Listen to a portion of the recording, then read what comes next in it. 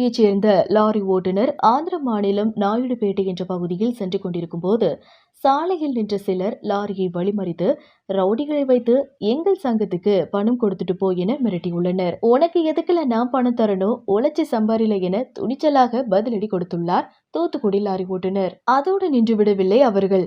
லாரியில் ஏறி தூத்துக்குடி ஓட்டுநர் வண்டியை ஸ்டார்ட் செய்ய ஆரம்பிக்கும் போது குறுக்க மீன்பிடி வண்டியை போட்டு மறித்துள்ளனர்.